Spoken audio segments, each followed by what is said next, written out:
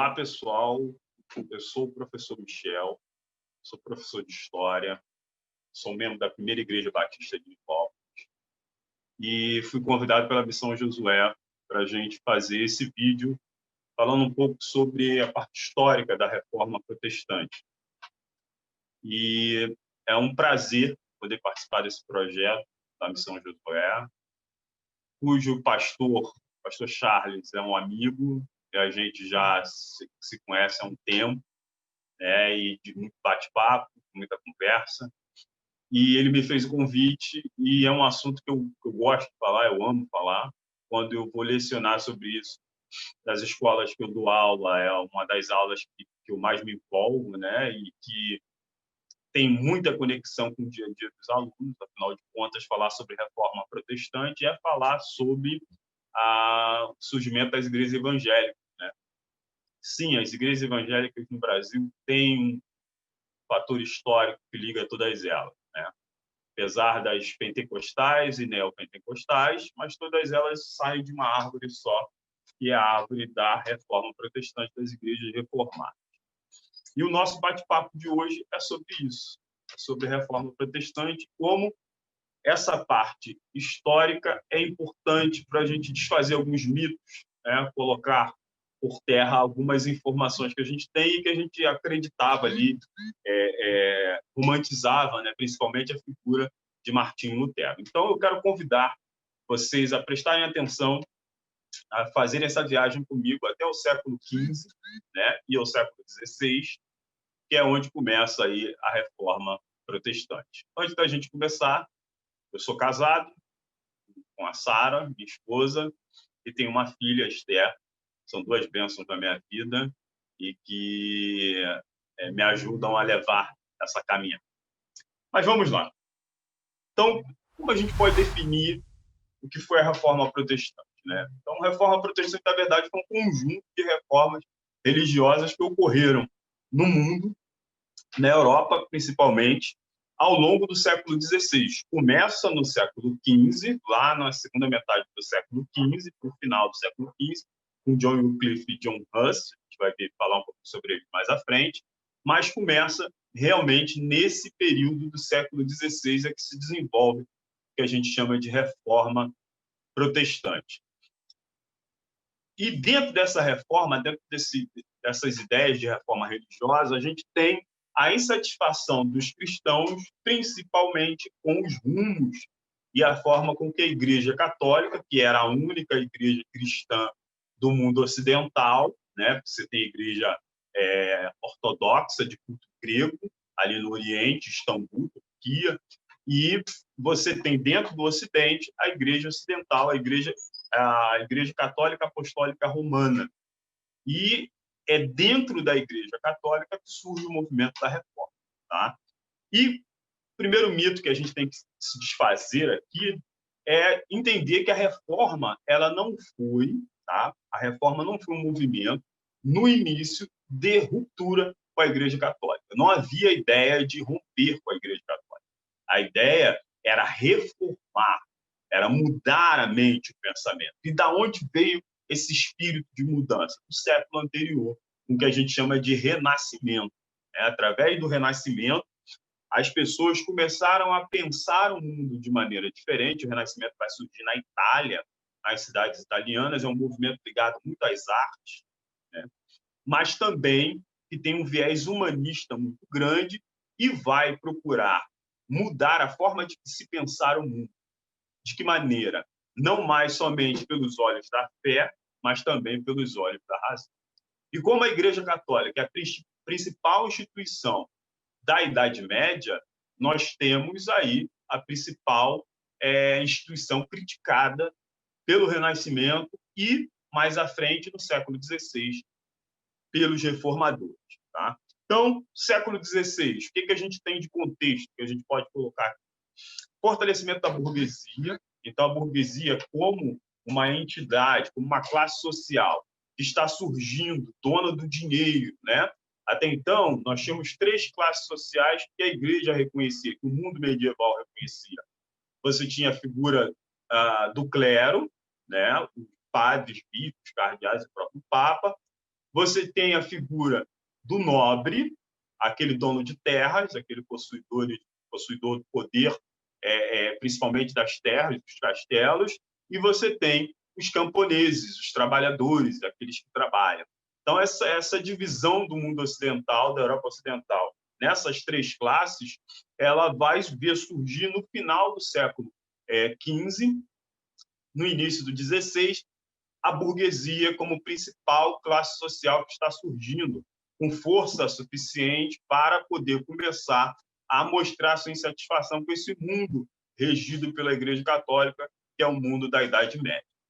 Então, a partir daí, fortalecimento da burguesia, crescimento da atividade comercial, isso puxado, óbvio, pela burguesia, expansão marítimo-comercial, só a gente lembrar que a América é descoberta no final do século XV, 1492, né, que Cristóvão Colombo chega aqui na América, e o Brasil, no finalzinho mesmo, em 1500, e a partir do século XVI começa a colonização da América, e nós temos aí um novo mundo surgindo, né, com a expansão marítimo-comercial.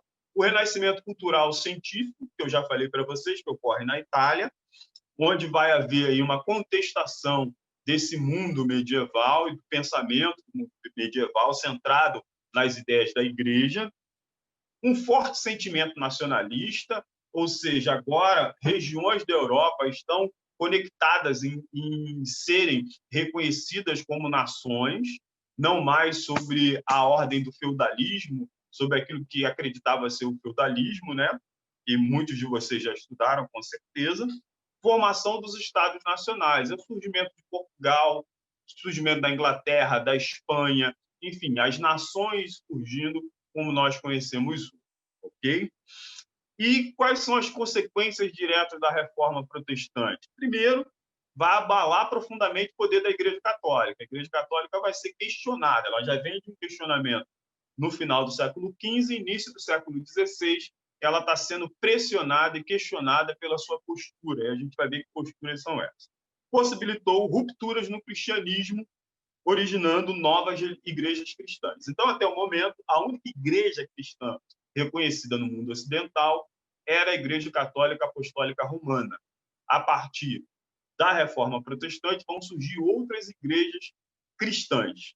Então, outra coisa importante para a gente identificar é que católicos e protestantes são igrejas cristãs, cada uma com as suas características, mas são igrejas cristãs, ok? Vamos seguir. Como é que era a Igreja Católica na época medieval, né? Ela é muito rica, muito poderosa, durante a Idade Média, principalmente. Ela vai monopolizar o conhecimento através do teocentrismo. Boa parte das universidades que surgem na Europa, elas são universidades surgidas do meio católico, tá? Então, a Igreja Católica, essa ideia também de chamar a Idade Média das Trevas é meio complicado, porque apesar da Igreja Católica ter o monopólio do conhecimento, muito da ciência avançou, sim, no período da Idade Média. Então, um pouco preconceituoso chamar a Idade Média da Idade das Trevas, mas é óbvio que o controle da Igreja sobre o conhecimento era real. Então, o teocentrismo, ou seja, Deus no centro da explicação das coisas que o mundo estava passando, era uma realidade da Igreja católica e da Idade Média, do mundo cristão, da cristandade naquele momento. Acumulou grande riqueza, tá? Através do sistema feudal, sistema de terras. Então, nesse momento, no final do século XV, a Igreja Católica é uma das instituições mais poderosas da Europa. Ela rivaliza com grandes reinos, como os reinos da Espanha, o reino da Inglaterra, porque ela tem muito poder. Da onde vem o poder da Igreja? Das terras. As riquezas que a Igreja Católica tem é ser dona de 30% aproximadamente da Europa medieval, para vocês terem uma ideia. Distanciou-se do cristianismo primitivo. As críticas que se faziam à Igreja Católica era que ela tinha se distanciado do cristianismo primitivo, daquele cristianismo mais puro, mais voltado para o atendimento ao pobre, menos institucionalizado. Essa era a grande crítica. Apegou-se muito aos bens materiais e ao luxo. A Igreja também foi acusada de criar grandes templos luxuosos e suntuosos. Lembra alguma coisa hoje? Aí fica a critério de vocês. era dono de quase 30%, a Igreja Católica era dona de quase 30% das terras na Europa Ocidental. Tá? Exercia forte opressão sobre os camponeses. Os camponeses eram quem trabalhava. Então, se você fosse camponês na Idade Média, a igreja ia dizer para você que era a tua obrigação trabalhar, né? E você não poderia se rebelar contra a opressão do seu senhor, porque você estava se rebelando contra a ordem divina, a ordem de Deus. Tá? Seu discurso não condizia com a sua prática, ou seja, ela dizia, faça assim para você chegar ao céu, mas boa parte do clero, padres, bispos e cardeais, eram pessoas que já estavam ali corrompidas pelo poder e pela riqueza. Tá? Vendia objetos afirmando serem relíquias sagradas. Era uma moda da época essa questão da venda dos objetos sagrados.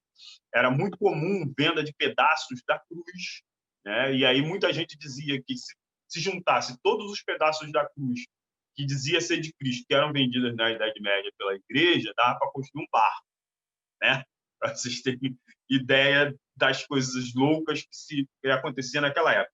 Então, ter uma relíquia sagrada era muito importante para as igrejas, porque atraía dinheiro, atraía fiéis para aquelas igrejas, elas lotavam, e aí as ofertas, os dízimos aumentavam também bastante. Tá? Então, você tinha a lenda do Santo Graal, os pregos da cruz de Cristo, o sudário de Turim, que até hoje ele é questionado, depois você pesquisa aí sobre o sudário, o santo sudário, né? Que diz que foi quem enrolou o corpo de Cristo, mas já foi comprovado que esse tecido ele é muito posterior à morte de Cristo. Madeira da cruz, como eu falei, pedaço da madeira da cruz que dava para fazer um navio, e a coroa de espinho. Poxa, tinha um monte de coroa de espinho espalhadas pela Europa. Era a era das relíquias sagradas. Como você não tinha nenhum material, nenhuma pesquisa científica para comprovar se aquilo era ou não era, era muito comum uma igreja ganhar notoriedade e dizer que tinha alguma relíquia sagrada, algum pedaço de algo da época de Cristo ou dos apóstolos. Né? Praticava a simonia, a venda de cargos eclesiásticos. Então, se você era nobre, se você tinha um bom nascimento, e você tinha um filho, quisesse que esse filho fosse padre, bispo, enfim, você comprava essa nomeação do seu filho para ser um padre ou um clérigo, né? E aí eles vendiam esses postos no mundo eclesiástico. Condenava a usura. O que é usura? A cobrança de juros e acúmulo de capital, que era uma coisa que era praticada pela burguesia. A burguesia vivia dessa questão dos juros, do empréstimo a juros, né? Então, a Igreja Católica condenava, e isso incomodava bastante a burguesia. Interferia nas decisões políticas em toda a Europa cristã. Para vocês terem uma ideia, um rei ele só era reconhecido o seu reinado se ele tivesse ali o apoio do Papa, ou se na sua coroação, quem colocava a coroa na sua cabeça fosse o próprio Papa. Né? Então, para ele ter essa possibilidade, ele precisava do apoio da igreja. Então, a Igreja Católica legitimava o poder do rei.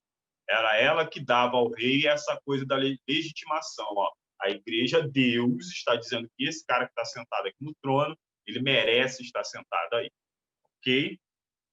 Vamos seguir.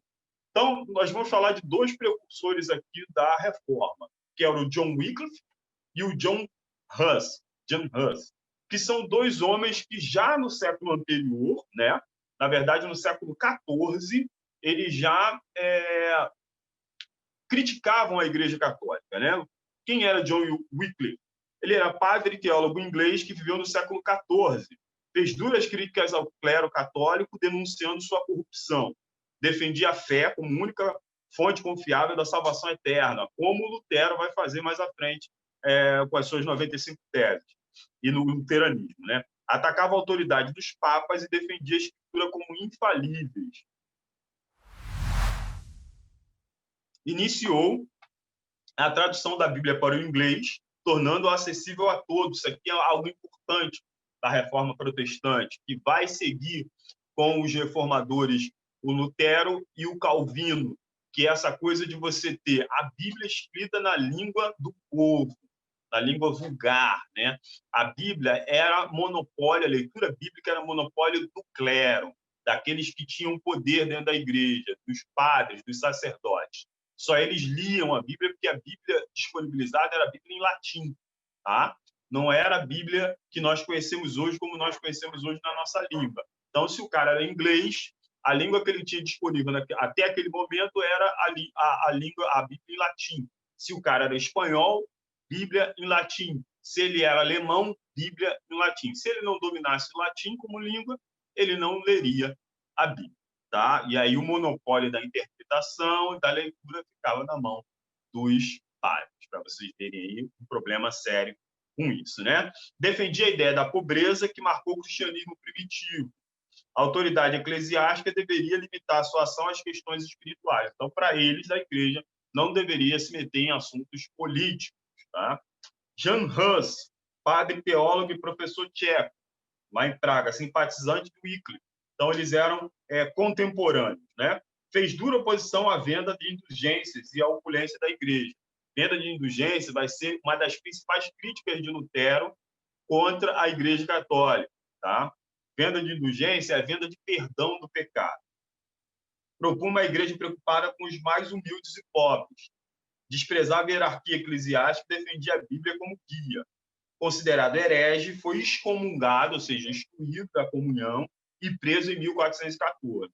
Sua morte, em 1415, influenciou a Revolução Russita, ocorrida entre 1419 e 1436, liderado por Jan Žižka.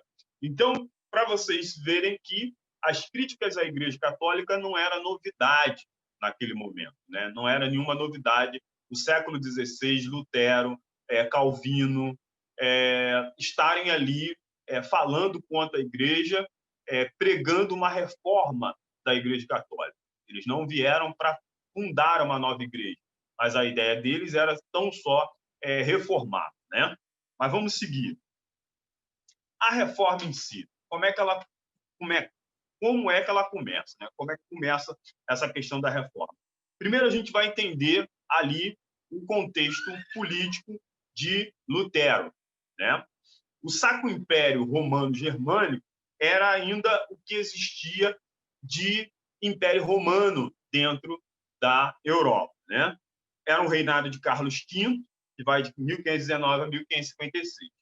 A Igreja Católica controlava cerca de 33% das terras do Sacro Império, por isso ele é Sacro Império, ou seja, ele é um império sagrado, né?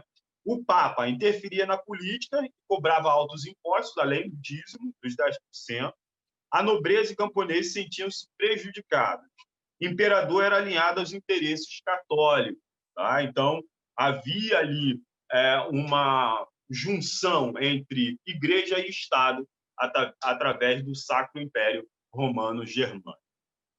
Martinho Lutero viveu de 1483 até 1586. Ele é um monge agostiniano, então ele está dentro da Igreja Católica, e ele também é um professor de teologia de Wittenberg. Ao visitar Roma em 1510, ele vai se decepcionar profundamente. Ele vai ver toda a riqueza de Roma, todo aquele luxo da Igreja Católica, toda aquela opulência, né, que ele observa ali dentro da Igreja Católica, e ele se decepciona, porque ele esperava ver ali estudiosos da Bíblia, gente humilde, uma liderança mais consciente, e ele encontra uma liderança vivendo no luxo, apegada às coisas materiais, cheias de escândalo, né? Foi influenciado pelas ideias e propostas de Wycliffe e Hus, que a gente já viu. Ele vai se revoltar contra a venda de indulgência instituída em 1517 por Leão X, Papa Leão X, tá? Essa venda de indulgência era uma prática muito comum. E por que isso ela trazia para ele um certo asco, né? Uma revolta? Porque a venda de indulgência é uma venda de perdão de pecados. Como a Igreja Católica conseguiu tanta terra assim na Europa? Através das penitências, através da venda da indulgência. O Papa Leão X ele propôs, inclusive, que a venda de indulgência aumentasse para a construção da Basílica de São Pedro, que é a sede lá do governo papal no Vaticano, em Roma. E ela vai ser financiada por essas indulgências. A obra estava parada há muito tempo, ele queria dar uma acelerada nas obras, e aí ele propõe, então, a venda de indulgência. E aí dentro da Alemanha, quem fazia a propaganda e a venda da indulgência era o frade alemão Johann Tetzel. Então, o Lutero começa publicamente criticar Johann Tetzel pela sua postura de venda de perdão de pecado, né? Então, o camarada estava lá moribundo, prestes a morrer, chegava lá o padre e oferecia para esse fiel, para esse cristão, a possibilidade dele escapar do inferno, né? E como é que se fazia isso? Ele doando riquezas à igreja. Como os nobres, a maior riqueza deles era a terra, eles doavam terras para a Igreja Católica, e desse modo a Igreja Católica criou um patrimônio enorme terrestre, né? Em 1517, afixou na porta de sua igreja as 95 teses, críticas ao desregramento da igreja e de seu clero, né? Então, o que foram as 95 teses? Como o nome já diz, são 95 defesas de Lutero, principalmente contra a venda de indulgência, a venda do perdão de pecados. Isso é interessante. Boa parte das 95 teses são críticas que Lutero faz à forma com que a Igreja Católica lida com o perdão dos pecados. Inclusive, dentro dessas 95 teses, ele faz críticas duras ao Papa, né? E, a partir daí, há uma relativa ali insatisfação, né, do Lutero com a figura do Papa.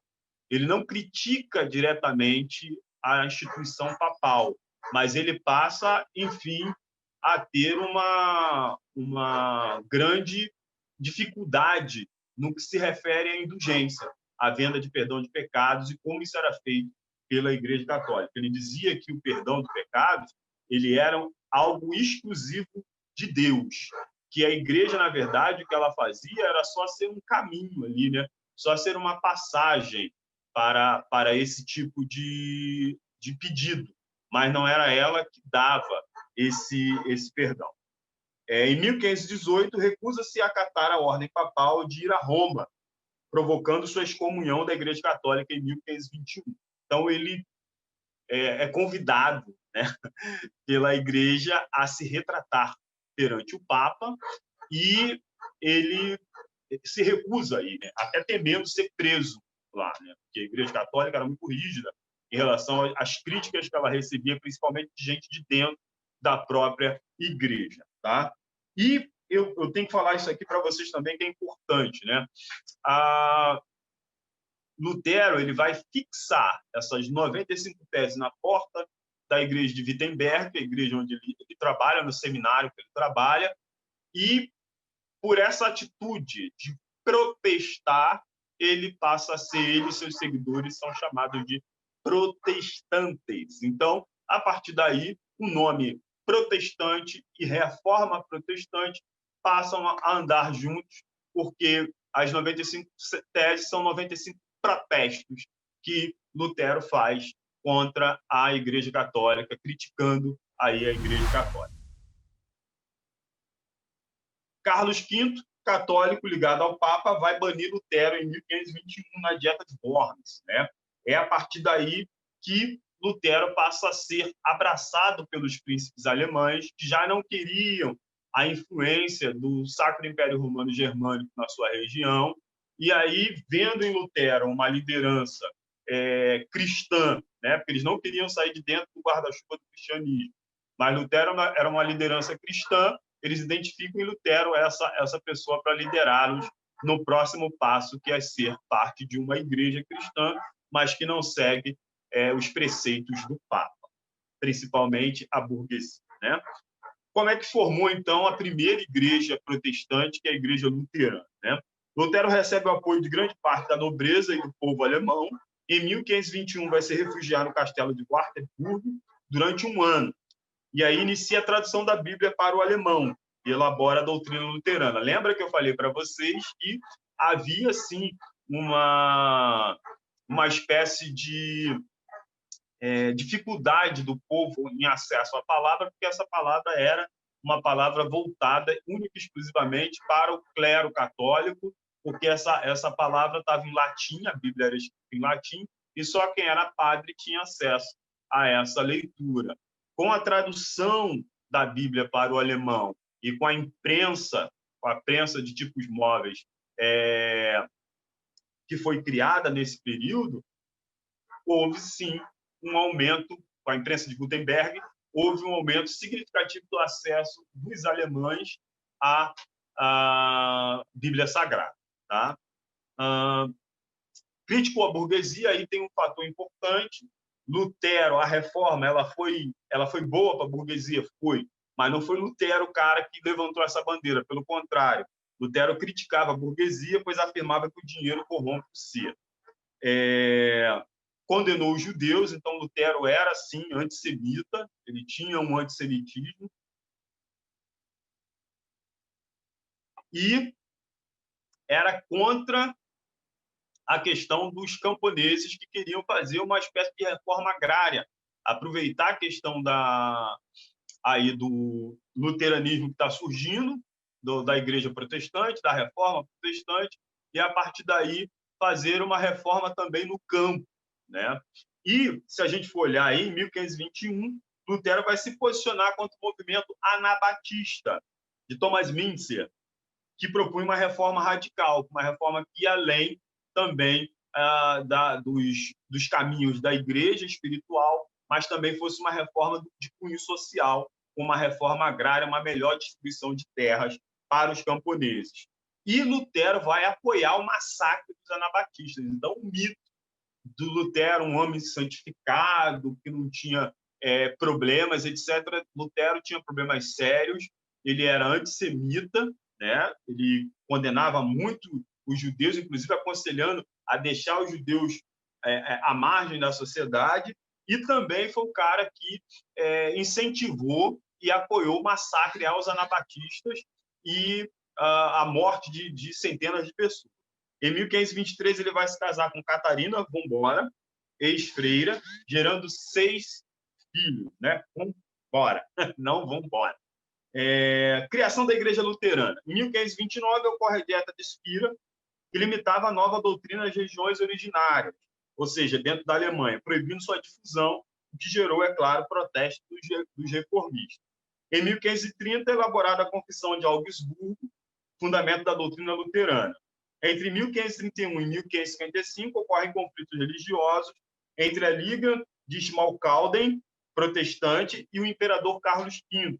Em 1555, ocorre a paz de Augsburgo, reconhecendo o direito dos príncipes de escolher a sua igreja. Então, a partir dali, a Alemanha permitia, dentro do seu, né, o Sacro Império Romano Germânico, ele permitia dentro de si a existência de outras igrejas cristãs, que não só a Igreja Católica. Tá? Quais são os princípios, então, da Igreja Reformada que está surgindo, a Igreja Luterana? Princípios da doutrina luterana. Primeiro, salvação não se dá por ações e obras, mas apenas através da fé. Isso é uma grande diferença em relação à Igreja Católica.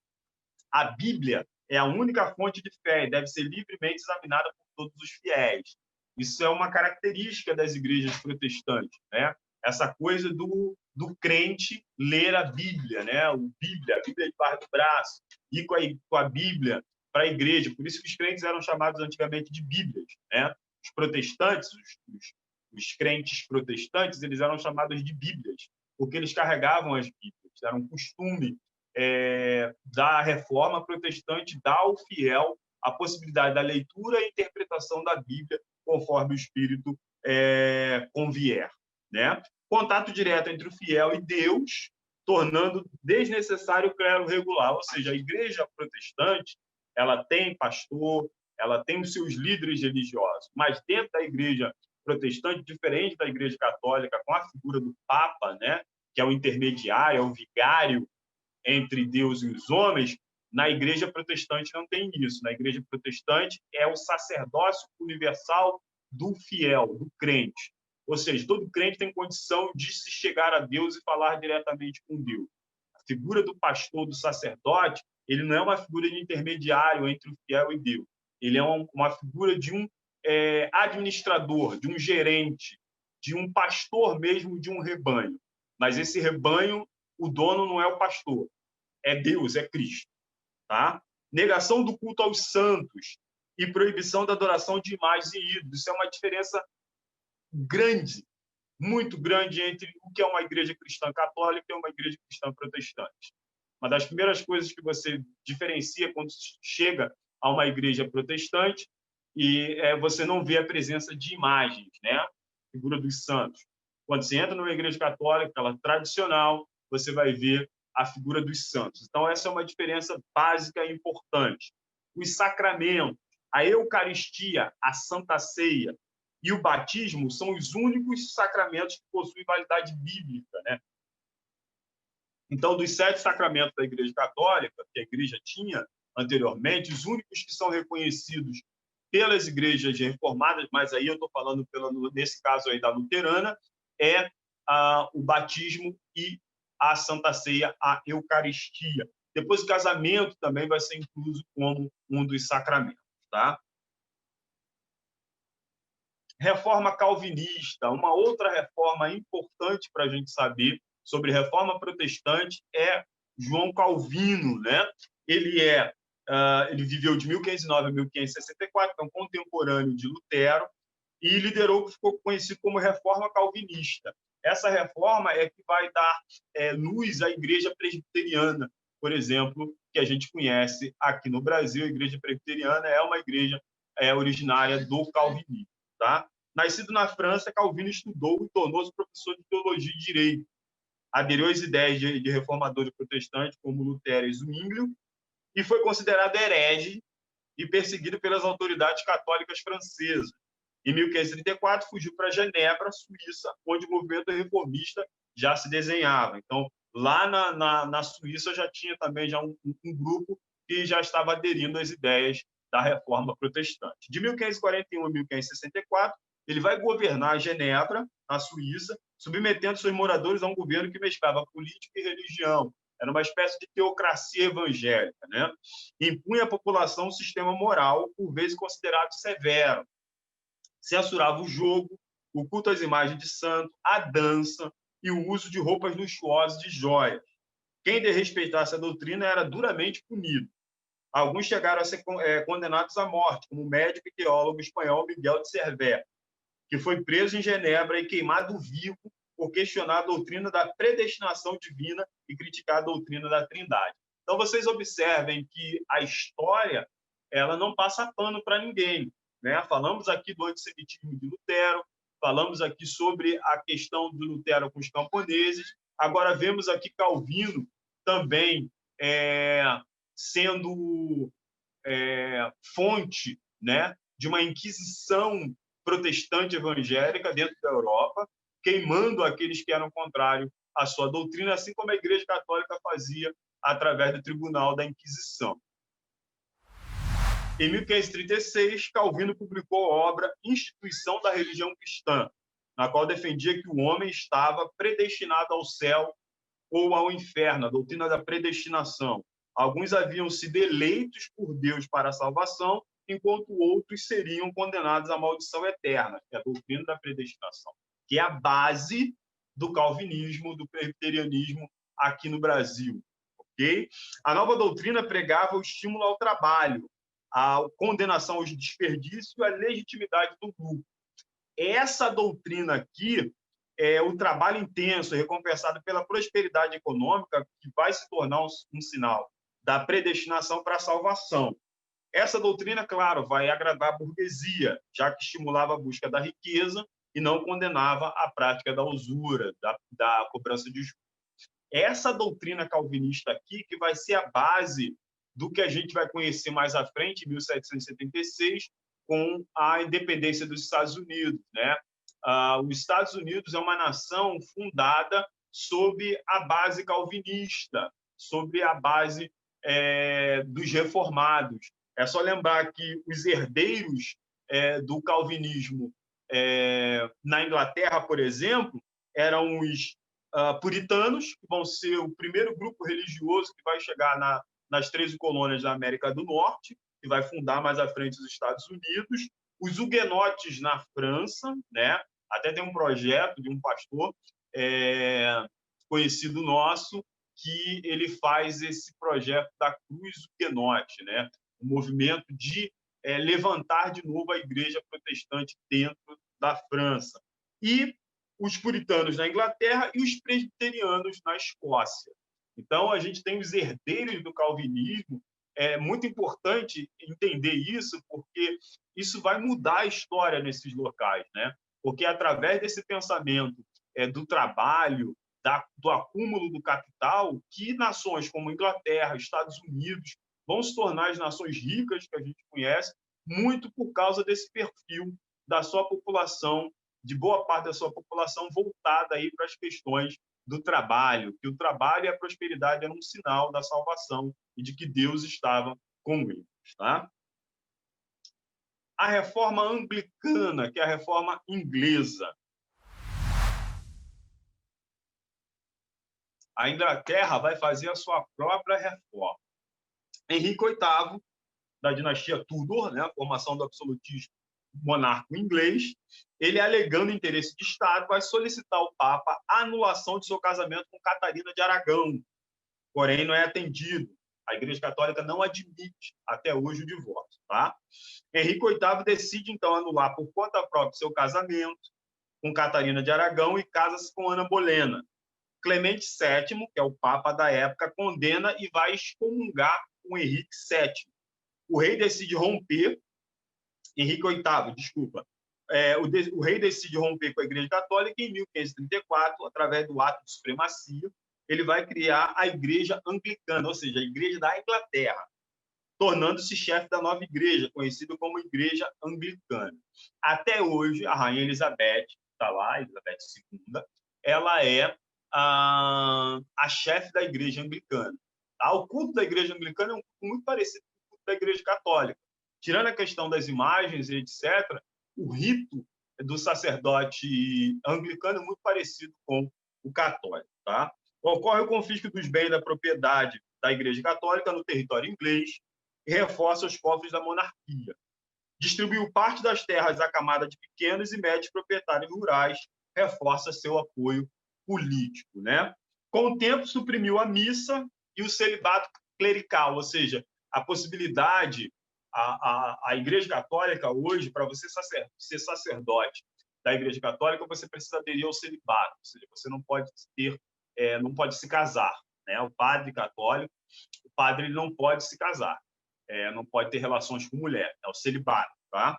E quem vai tirar isso da igreja, uma das primeiras atitudes de Henrique VIII como chefe da Igreja Anglicana, é retirar essa obrigatoriedade do sacerdote anglicano ser celibatário. Tanto que isso é uma coisa que, para ele, é complicada, porque ele casa-se 6 vezes. Ele teve 6 esposas depois que renunciou à sua primeira esposa. Então, para vocês terem uma ideia, a Igreja Anglicana, se a gente for colocar no geral, de maneira geral, tá? Ela surge porque o rei Henrique VIII queria casar de novo, e a Igreja Católica não admite divórcio, ele vai lá e cria a sua própria igreja, e não satisfeito, ele casa mais 6 vezes depois. Ok? E para a gente fechar essa nossa aula, a gente vai falar um pouquinho sobre a reação da Igreja Católica. Óbvio, a Igreja Católica é a instituição que está sendo atacada durante tudo isso que eu falei para vocês. E qual foi a atitude da Igreja perante a esses ataques? Né? É o que a gente vai chamar de contra-reforma ou reforma católica. Né? Processo ocorrido na Igreja Católica em resposta à reforma protestante iniciada com Lutero a partir de 1517. Então, a reação a isso vai ser o Concílio de Trento, de 1545, uma cidade italiana de Trento. Esse concílio vai durar de 1545 até 1564. E qual é a grande produção do Concílio de Trento? Primeiro, retomada do Tribunal do Santo Ofício, a Santa Inquisição. A Igreja vai passar, então, a perseguir aquelas pessoas que têm as ideias contrárias a ela. Então, já inicia aí, principalmente, quem vai sofrer bastante com isso? Os judeus, né?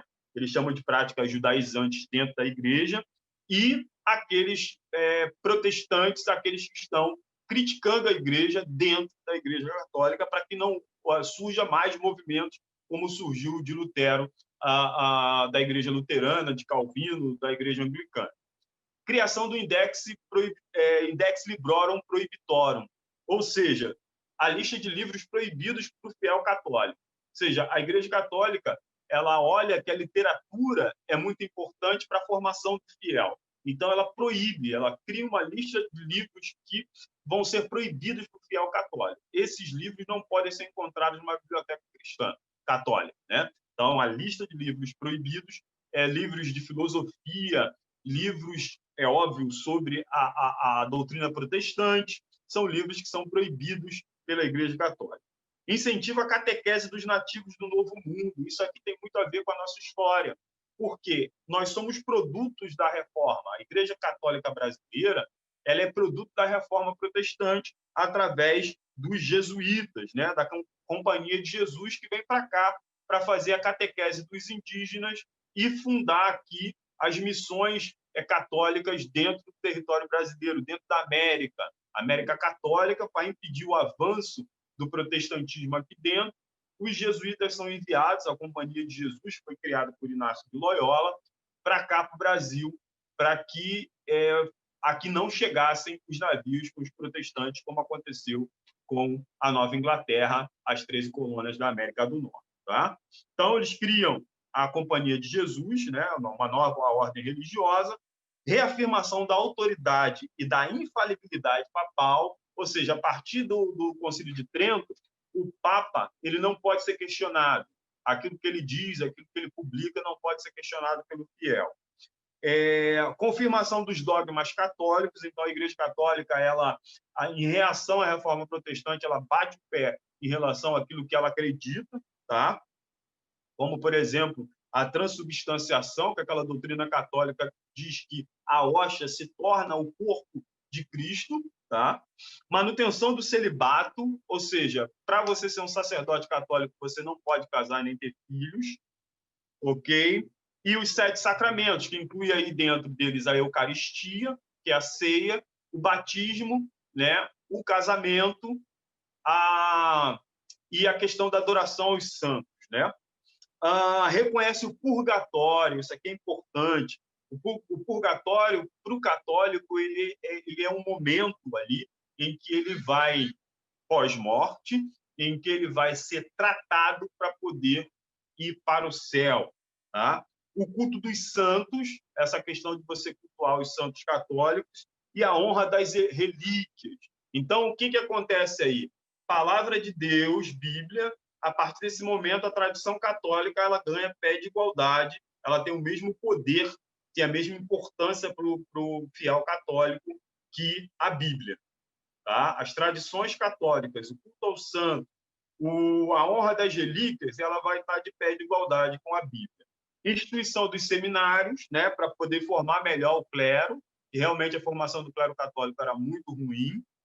Proibição da simonia, que é a venda dos cargos eclesiásticos, e proibição também, isso é uma coisa que eles aderiram, que a reforma reclamou, que foi a questão da venda da indulgência e a adoção da Vulgata, a tradução oficial da Bíblia da Igreja Católica, né? A Bíblia Católica, que a gente conhece, que é a Vulgata, né? A Bíblia, a nossa Bíblia, ela usa a Septuaginta como base, e aí eu não sou um grande biblicista, mas eu sei que a Igreja Católica utiliza uma versão diferente, uma compilação diferente de livros utilizados dentro da Bíblia. Ela compreende o que nós conhecemos como livros apócrifos e livros históricos, como, por exemplo, Macabeus, né? O livro de Macabeus, o livro de Judite também está inclusa dentro da Bíblia Católica. Então, a Reforma Protestante, para a gente fechar aqui o nosso papo, a Reforma Protestante ela foi importante porque ela deu outras cores ao cristianismo, né? Não só a vertente católica de igreja cristã, mas deu outras cores, como as igrejas evangélicas que a gente conhece hoje, que são oriundas do movimento reformador, como nós já falamos aqui, da igreja presbiteriana, da igreja luterana, e depois vieram os batistas, os congregacionais, depois vieram as igrejas pentecostais, como Igreja de Deus e Amor, Pentecostal Histórica, Igreja Deus e Amor, Assembleia de Deus. Depois tem as neopentecostais, como a Universal, a Igreja Cristã de Nova Vida, enfim. Essa miríade de denominações evangélicas é fruto, sim, desse movimento que nós conhecemos no século XVI como Reforma Protestante. Ok, gente? Eu espero que eu tenha contribuído de alguma maneira para o conhecimento, para aumentar o conhecimento de vocês. E qualquer pergunta, envie aí para os canais da Missão Josué, que a gente vai ver com carinho as suas perguntas e depois envia a resposta pelos canais aí da Missão Josué, Facebook, Instagram, ou outros canais que a missão disponibilize para vocês. Tá bom, gente? Um abraço, eu espero que vocês tenham gostado. Comentem, façam seus comentários e a gente se encontra num próximo momento, tá bom? Tchau, tchau. Fiquem com Deus.